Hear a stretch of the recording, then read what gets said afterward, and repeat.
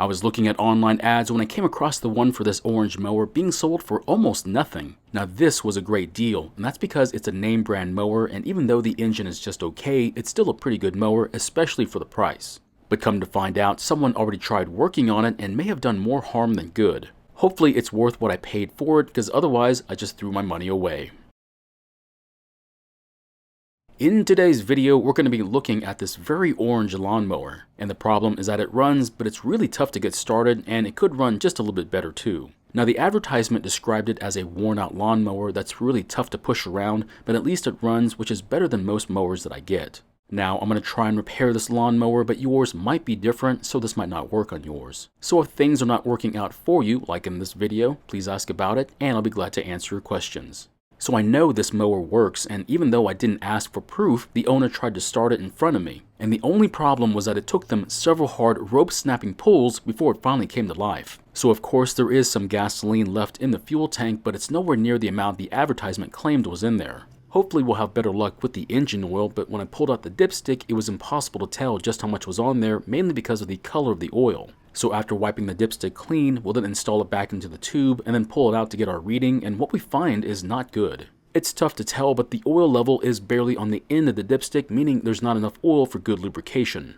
I'm not sure if you know this, but this particular engine has a pretty bad reputation of leaking oil all over the mowing deck. But of course, being covered in debris makes it really tough to tell if there's a leak there, so you know what we have to do next. While I'm here, I'm also going to clean under the mowing deck, but what we find there is quite scary.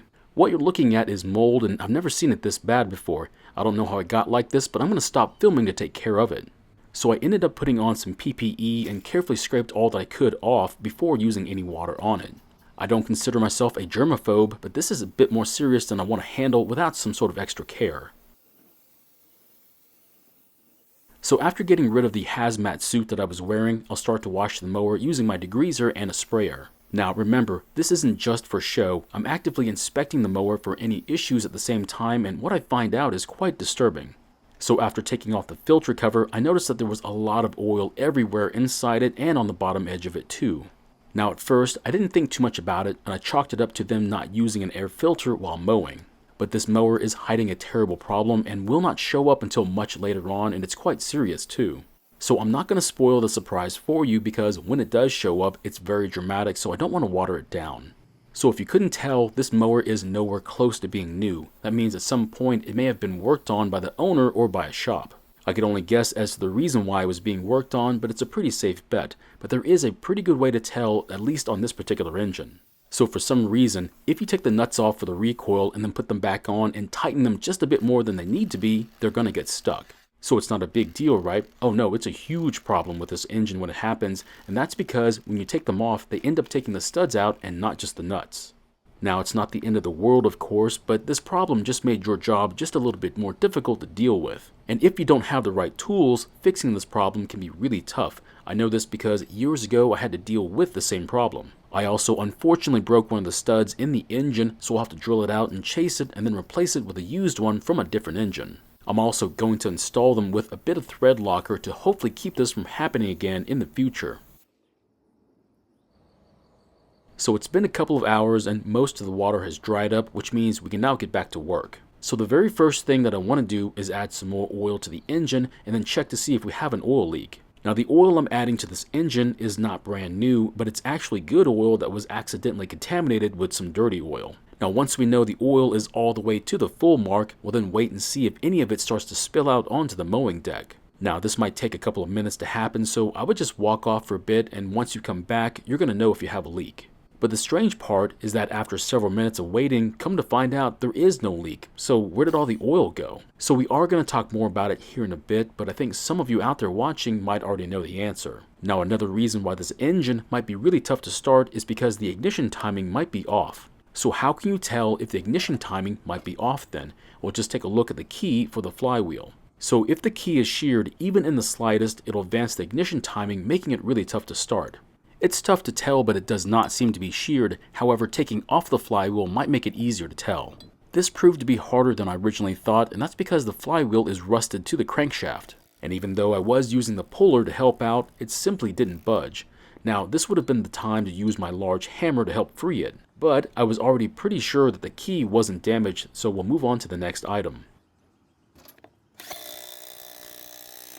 Now on this style of carb, it happens to have an automatic choke, meaning when the engine is cold, the choke flap should be closed. It also appears that someone decided that an airbox needed more airflow and put some speed holes in it. So either the person who did this didn't know how stuff works or was a genius, but before you make up your mind, you're going to want to keep watching. After taking off the air filter base, we not only get to see the carb, but what looks like a homemade gasket as well. But besides this craftsmanship, what you should realize is that the choke flap is completely missing. So it should be right here, sandwiched in the post for the choke, but not only is the flap missing, but half of the post is missing as well. And it would also seem like they lost the linkage for the thermostat bypass and just made another one from some wire they had lying around. Now the only problem is that one of the ends is interfering with this arm and not allowing a full range of motion. It's not a big deal, we'll just give it a small adjustment and it now works like it should. So what you're going to notice is that a lot of these smaller details, like the emissions hose from the fuel tank not being connected, seems to be overlooked either accidentally or on purpose. Another example is that one of the spacers is missing for the carb, which caused part of the plastic to be damaged by the nut as it was being tightened. So because it appears that this engine was severely neglected, I want to test it with a compression tester. The tester will measure how much pressure the engine can make, and if it is worn out because of bad piston rings or leaking valves, we'll be able to tell. However, to pinpoint which part is worn out, you'll need to use a leak down tester. Or if you don't have one of those, you can always convert the compression tester to pressurize the combustion chamber and listen for an air leak. So I do believe this is the stock spark plug and it seems to be holding up quite well. But there is a lot of carbon buildup on the end of it, which is not a good sign. We also want to check that the gap for the ground isn't too small, and for that, I'm going to use a 25 thousandths feeler gauge. Now 25 thousandths is what I like to set my spark plugs to, but you're welcome to set yours to whatever value you think it should be. That does bring up an interesting topic, which is the size of the spark plug. It's one size smaller than most of the other ones. That means for me to use my tester, I'll have to use an adapter as well. So after installing my tester, I'll then tie down the brake handle and then use my drill to rotate the engine over.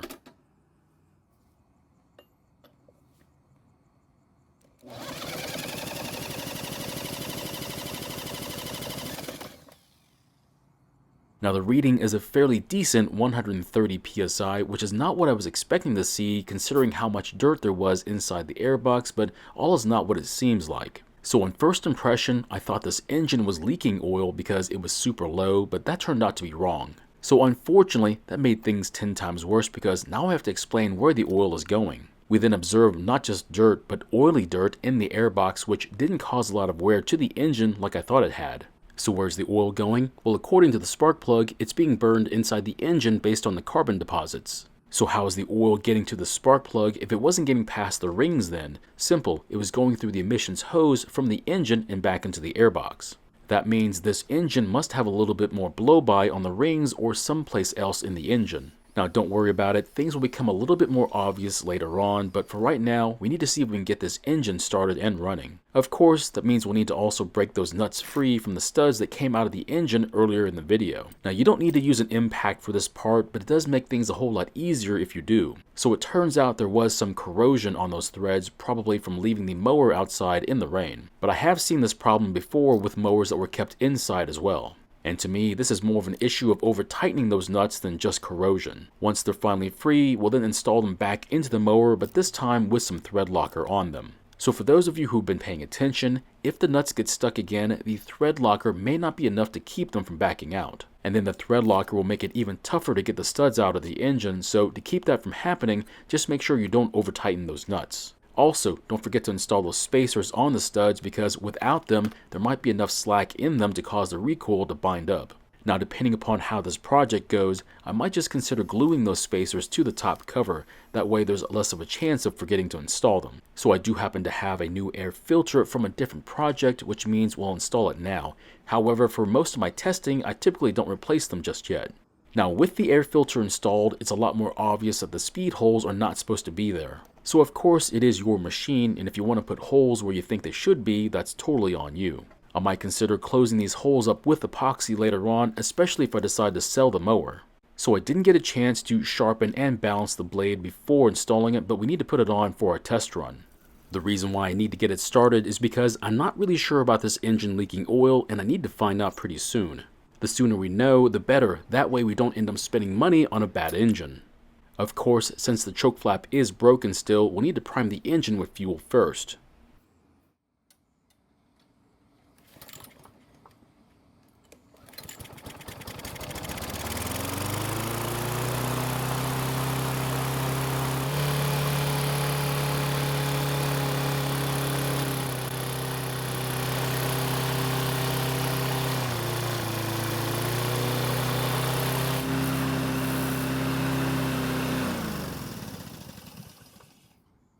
Now for some strange reason, the engine speed was a lot higher than expected, so I can't wait to get that carb off the engine to find out what kind of work was done to it. Also, it's hard to tell on camera, but there was a lot more smoke coming from the emissions port on the airbox than there should have been, and that's despite the decent compression reading it was able to make. I really do think something else is going on with this engine, but until we get further into the project, we can only guess as to what it is. I will say, this mower seems to have been put through the ringer, but it survived, which is saying quite a lot. Now these engines are not my favorite for a couple of reasons, the main one being their ability to leak engine oil. Now surprisingly, this one didn't have that issue, but as you're about to see in the next video, it's going to make up for that fact, and in a really big way too. I really wish I was exaggerating about that, but unfortunately I'm not. So my question is, do you have an opinion about this engine, whether good or bad? And don't worry, there is no wrong answer for this one either. Thank you for watching. I really do appreciate your time here. Please feel free to ask me any questions about this project or about your own projects, and I hope to see you in the next video.